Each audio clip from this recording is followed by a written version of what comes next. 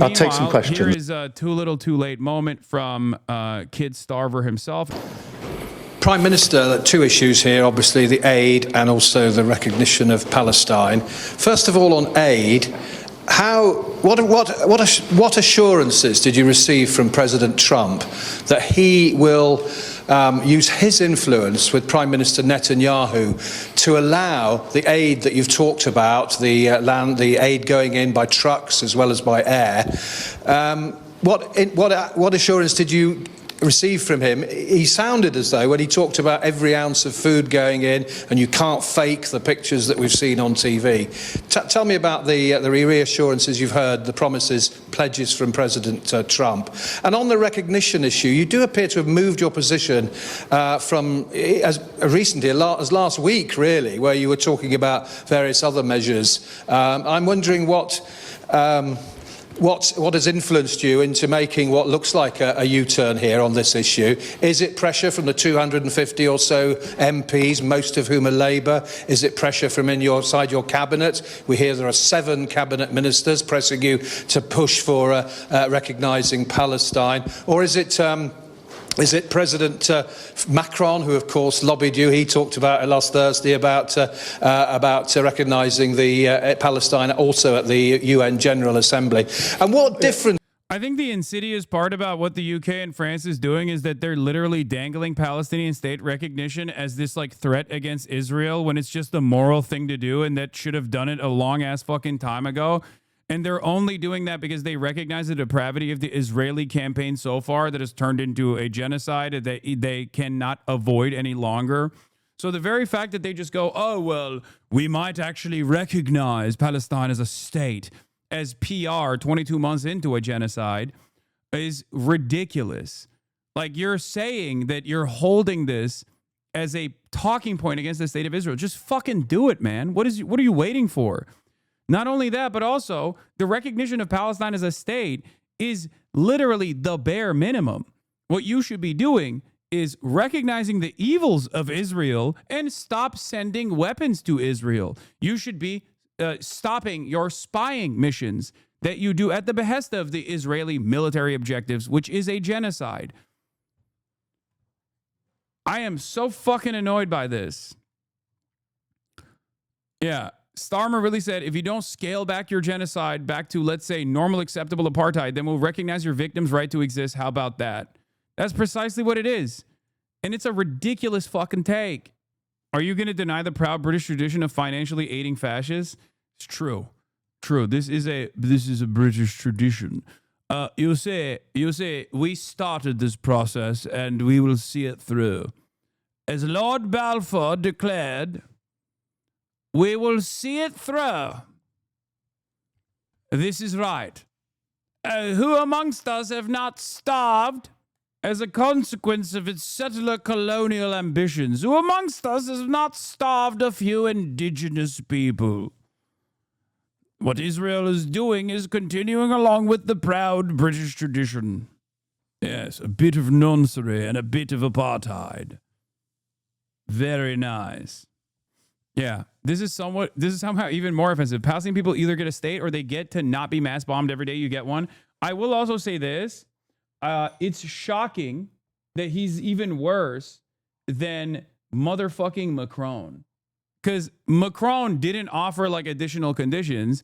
He actually added the conditions into the recognition of Palestinian statehood, where he basically said it has to be a demilitarized state administered by the Palestinian Authority, which is a part of the Israeli security apparatus.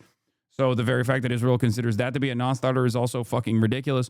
But like, it's crazy that even Macron did not say, I will recognize Palestine unless you stop starving the Palestinians. He just said, I'm recognizing Palestine. I'm offering ridiculous conditions on recognition of the Palestinian state that render the point that I'm making irrelevant and stupid. Okay? But Keir Starmer, on the other hand, once again, outdoing Macron in his indecency, has decided by September we will recognize Palestine as a state unless you stop your starvation. If you do stop your starvation and bombing campaign and your genocide, then we won't recognize Palestine as a state. What are you doing? What are you saying? It's crazy. Do you think actually recognising Palestine will actually make in practical terms? Thank you for those questions. Firstly, on the question of aid, I won't go into the discussions I had with President Trump yesterday. We had a long session in private, and we discussed the situation in Gaza, and you heard the as abhorrent as this is, it seems like an unprecedented move towards an otherwise untouchable Israel. Yes, on the one hand, I think this is too little too late. What the fuck are they doing? I can't believe they're still offering like weird conditions to it.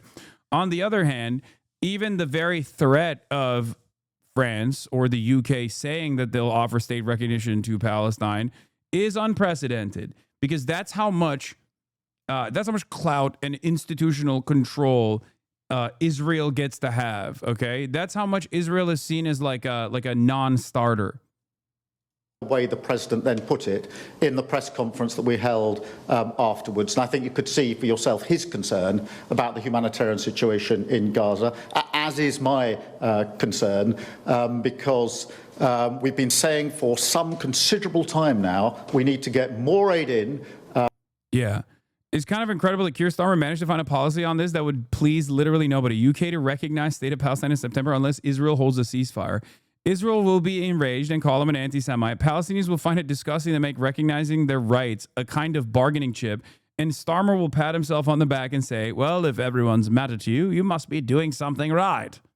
One must not forget that Keir Starmer's rise to power within the Labour Party was directly related to the Israel lobby. For the record, the whole like rat fucking campaign of Jeremy Corbyn came from the Starmer aligned coalition within the Labour Party that used Israel and anti-Semitism and cynical weaponizations of allegations of anti-Semitism and sometimes even creation of actual anti-Semitic incidents within the Labour Party, specifically so they could fucking destroy Jeremy Corbyn, because they were, one, worried about Jeremy Corbyn's position on Israel, which is the morally correct position, as history has vindicated him, but also because he was a socialist and this harmed potentially the interests of capital.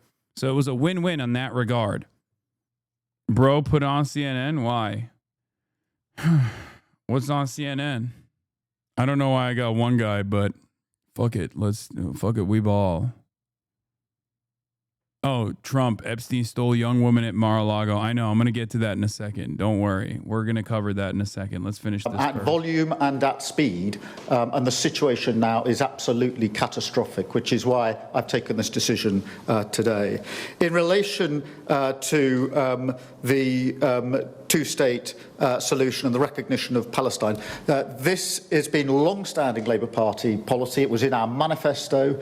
We talked about the right of the Palestinians to recognition, and we've always said that would be part of the process, and that it would be an important part at the point that we thought it would have maximum impact. It's driven today by two things. Firstly, the context in the intolerable situation in Gaza, which is getting worse by the day, but also because of the concern that the very possibility of a two-state solution is reducing, and therefore it is very important to be seen in that context as a very important contribution to what I hope will be an alleviation of the situation on the ground, because I'm acutely aware that what needs to happen urgently is that aid into Gaza at speed and at volume, and that ceasefire that can open the way for a political process. So this is a decision taken by this government in the context of today and after a meeting with my cabinet just earlier this afternoon. On the question of the difference it will make, the reason we have announced this in the way we have in relation to the General Assembly in September is precisely because I want to ensure that this plays a part in changing the conditions on the ground and making sure that that aid gets in. Then you could have said you're going to recognize the State of Palestine. And on top of that, if Israel doesn't commit to a ceasefire and commit to aid going in to the Gaza Strip, then you will stop giving them weapons. And also, you should stop giving them weapons anyway. Then you will stop doing any sort of economic trade with the State of Israel. Yeah, breaking. End of mission for British spy flights over Gaza for Israel. Shadow R1, which has been flying daily over Gaza, is returning from RAF Akrotiri on Cyprus to RAF Waddington in Lincolnshire tonight. I have information showing this marks the end of the UK Spy for Israel program. 22 months, dude. 22 months. The Royal Air Force spied on Palestinians at the behest of Israel that played a formative role in Israel's genocidal campaign. Turkey W or Erdogan bullshit. Breaking. Turkey has officially endorsed the Hague Group's Bogota Declaration, becoming the first country to join since the July summit, 13th country overall. Ankara pledged to suspend arms exports to Israel, block Israeli weapons transit via airspace and ports, review public contracts tied to Israeli firms, support ICC arrest warrants in universal jurisdiction cases. Deputy Foreign Minister Nuh Yilmaz said Israel is inventing genocide in the 21st century and call for urgent humanitarian access and reconstruction. I mean, yeah, Turkey has a lot of power here to actually stop Israel if it wanted to, if it truly was a real one. They could just shut off all energy to Israel. They could literally be like, no more energy, sorry.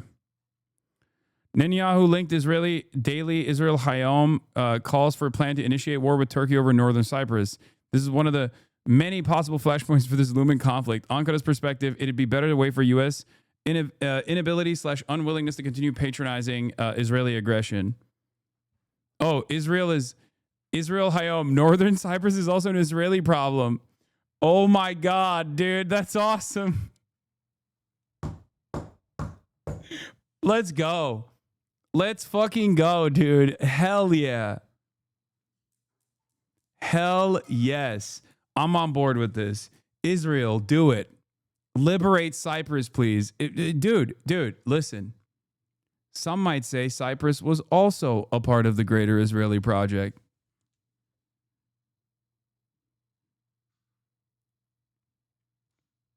And you can't have Cyprus without northern Cyprus, which is occupied by the Turkish government and the Turkish military. You got to do it. Sorry. Oh, man. It's just, I found another page in the Bible that said this also belongs to Israel. Sucks to suck, guys. Yeah. Don't you remember in the book of Jonah where God promised Jonah the island he swam to on the whale? Yeah. Yeah, Hamas is there, I heard. Bro, my dad was saying that he saw in Xiaohongshu that Israel wants to attack Turkey. I thought it was fake news.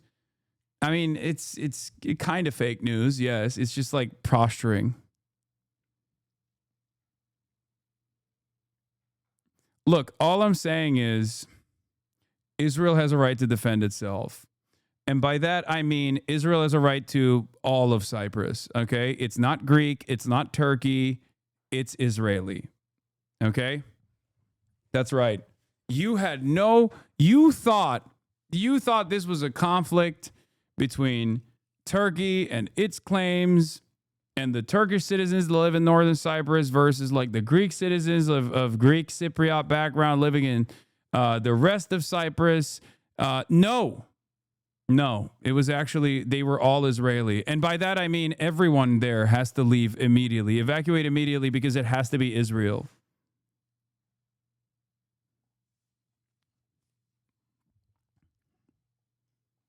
How many countries can Israel go to war at once? I mean, I don't know, however many it pleases. And why are you asking that question? Are you Hamas? Are you anti-Semitic?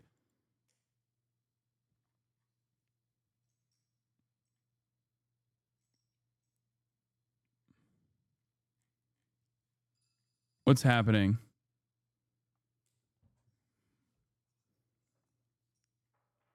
Hello, I am Israeli Cypriot, and this is my Cyprus.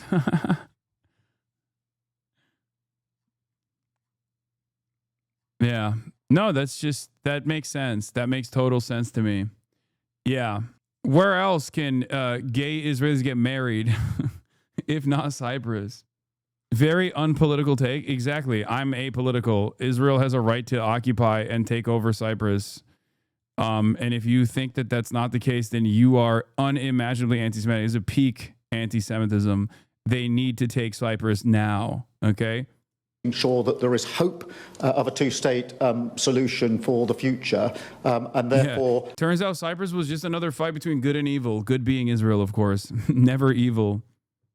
I've always been interested in what is going to make a material difference. How can we work with our allies most effectively? And that's why this comes as a part of a peace plan that we've been working on for some considerable time, an 8-part plan, which I've already spoken to Germany and France about and many other countries. So this should be in the context of answering the question, yes, how do you get humanitarian aid in at speed and at volume, but also what happens the day after a much-needed ceasefire so that we can get to a long-term peaceful outcome. And I think that that is the context in which you should see the decision that I've made today. Yes, yes. Politically expedient. And breaking news, guys, you're going to be shocked. You're going to be shocked at what Benjamin Netanyahu's response is to Keir Starmer saying this like wishy-washy, too little, too late bullshit. Are you ready? Are you ready? It's going to be so different than everything he said so far. Let's take a look. Breaking news. We've had a response from the Prime Minister of Israel, Benjamin Netanyahu, to the UK's decision earlier today to recognise the State of Palestine in September, unless Israel takes what Sir Keir Starmer has called substantive steps to end the appalling situation in Gaza. The Israeli Prime Minister has put this on social media. Starmer rewards Hamas's monstrous terrorism and punishes its victims. A jihadist state on Israel's border today will threaten Britain tomorrow. Appeasement towards jihadist terror. Oh, he's Hamas. Oh, God, dude. Why didn't I think of that? That's brilliant. That's such a good counter, man. That is so unexpected. That's so unexpected. I did not see that coming. Benjamin Netanyahu is a man of few words. And by that, I mean, he just says one word. It's just Hamas. Wife not putting out, you are Hamas. You are a Hamas terrorist. You must be stopped. You are appeasing the jihadist terrorists by not putting out tonight. That's it. He's got one fucking speed, baby. One speed. You are doing Hamas jihadist terror. Terrorists always fails. It will fail you too. It will not happen. That the response there from the Prime Minister of Israel to the UK's decision to recognise Palestine as a state in September, unless Israel takes what the Prime Minister has called, the Prime Minister of the UK. So, go ahead. Hello. Hi, Mr. President. Can we ask about that? Can we ask about that, please? On Gaza, Sir Keir Starmer Oh, also, this lame ass said the same thing. has just announced the UK will recognise Palestinian sovereignty in September if Israel does not commit to a ceasefire, ease the suffering in Gaza, and commit to a long-term solution that would deliver the two-state solution in the Middle East. Did you know that was coming? What is your response? We never discussed it, surprisingly. It was never really discussed. Maybe a little bit at the news conference, but he was sort of discussing it with you. We never did discuss it, and we have no view on that. We're going to get a lot of money to the area so they can get some food. He's going to also. I think the European Union is going to put up money too for food, and hopefully it's going to be properly distributed, and it will be. I think it will be. We have some pretty good response on people for the distribution of the food. Mr. President. We want to take it one thing at a time. They need food, and they need people to be able to get them the food.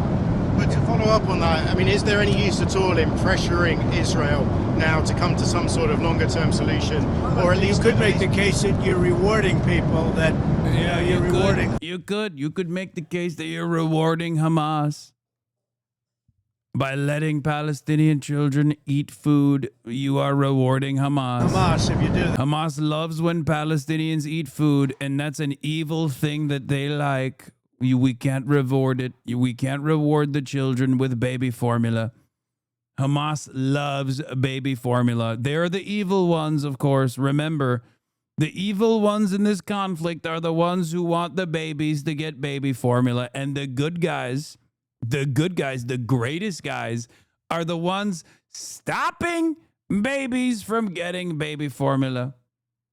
And I don't think they should be rewarded. So I'm not in that camp, to be honest. We'll let you know where we are in, but I am not in that camp. Mr. President, because if you do that, you really are rewarding Hamas. And I'm not about to do that. Mr. President. Yeah, he don't want to reward Hamas. Things about it. So we'll see what happens. On Gaza, last week you were rather dismissive of President Macron when he recognised the Palestinian state. Today you're saying you don't really... That's his opinion. You know, he can have an opinion. It doesn't mean I have to agree. Emmanuel's a good man. He works hard. Got a lot to say about everything. But now you're saying you're not taking a view on Sir Keir Starmer's announcement. Does that mean your view is evolving? I guess Starmer is doing the same as Macron, right? He's basically, is he saying the same thing? I think so. Essentially, they're saying the same thing. And that's okay. But, you know, it doesn't mean I have to agree. Mr. President, you mentioned setting up food centers. When can we expect to see those food centers? Yeah, very soon. So we said $60 million. That's a lot of money for food, a lot of money. I can take care of people for a long time. And we want to make sure it's being spent properly. And part of the spending is the distribution. You know, if you know, a lot of money's been sent by other countries, but nothing compared to us. But a lot of things have been stolen. They send money, they send food, and Hamas steals it. So it's a tricky little game. But the good guys are Israel here. The bad guys are Hamas. Just remember that. Yeah, the good guys are the Israeli Foreign Ministry undertaking what is sure to be a bulletproof PR strategy, publicizing photos of starving Palestinians in Gaza and saying because they have illnesses, Israel's massive restrictions on aid somehow have nothing to do with their condition. A real man, a fake claim. 41-year-old Mohammed al-Hassana didn't die of starvation. He suffered from untreated diabetes and died from complications of severe hypercatabolism. But this image is now being used to smear Israel. Oh my God, they're literally doing it. A real child, a fake story. 11-month-old Sela Barbach isn't starving. He suffers from a pre-existing chronic gastrointestinal illness unrelated to the war. But global media uses photo to push a false narrative. Oh my God. They're literally saying we're starving and denying aid to literally fucking babies with illnesses. I don't understand why they think this is a good way to defend Israel. It's so crazy. This works on some people, by the way. Megaphonics, I hate to break it to you. This isn't working on them. They don't care. You understand? Like, if this quote unquote works on you, then you're not looking for a reason for this to work anyway. Like, your parents weren't in the margins is what I'm saying. Your parents are already unconditionally and fully on Israel's side. This doesn't work on people in the margins who are like, I saw a story about a starving child, but now Israel's saying that this starving child also had other illnesses. And it's like, okay, yeah, that's not going to work on them. You know what I mean? Yeah, this is basically like saying they didn't die because they were in Auschwitz. They died because they got typhus. You really have become Hitler's children, says Sol Khan.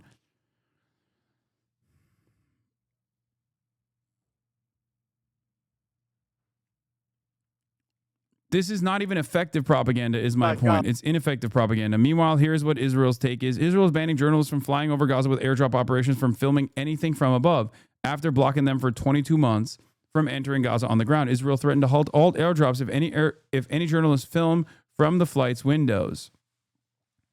So the Jordanians have passed on a message from the Israelis. The Israelis don't want us to film out of the window at the devastation inside Gaza. But I've spent 10 minutes looking at it with my own eyes. And I can tell you that communities in the north of Gaza that I knew well, very vibrant, tens of thousands of people living hard lives, but actually with a remarkable human spirit, are flat. There's nothing left of them. Now, if you've been watching satellite pictures, it won't come as any surprise. But seeing it is really something. Israel will not allow... This is why Israel can never do a ceasefire. Do you understand? Israel cannot do a ceasefire because that guy is going to go into Gaza.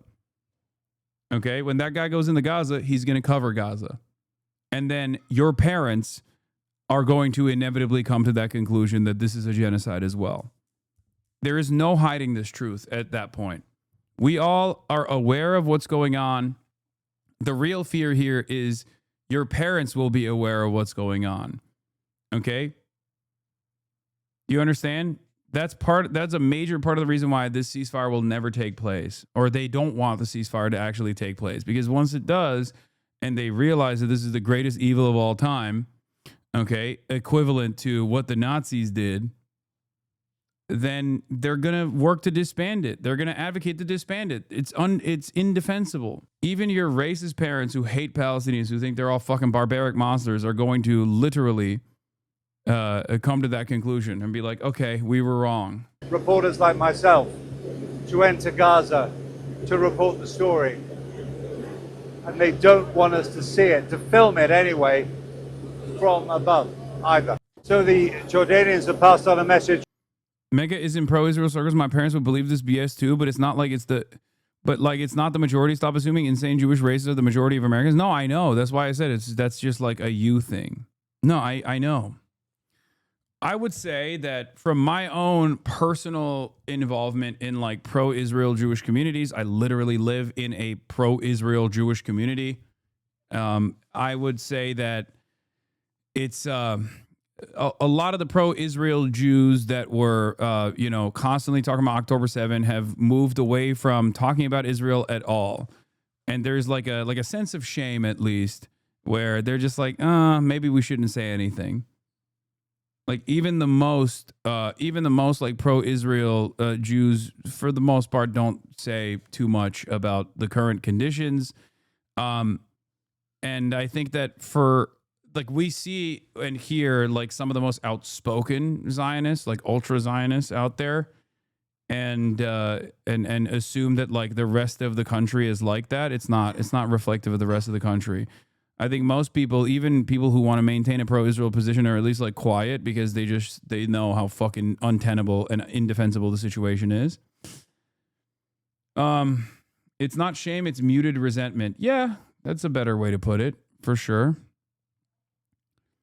We have appended an editor's note to a story about Mohammed Zakaria al-Mutawak, a child in Gaza who was diagnosed with severe malnutrition. After publication, Times learned that he also had a pre-existing health problem. Read more below. Yeah, Israel is so fucking shameless that they get these fucking publications that already do unlimited propaganda for Israel to like concede on stuff like this. Remember when I went on BBC World right after the Al-Shifa hospital, the bombing of, Al-Ahli hospital, the bombing of Al-Ahli hospital, and BBC had just apologized for it. And I straight up told BBC World, you should have never apologized for that. What are you, crazy? Your initial assessment is correct. And Israel has refused to give any information that actually says your initial assessment that it was Israel's bombing campaign that did this. Israel has not disproven that at all. Placing this giant editor's note after relentless propaganda of the Israeli government to plant in their readers' mind against the work of its own journalists the idea that the Israeli government could be right and the famine in Gaza isn't as bad as everyone is saying it is.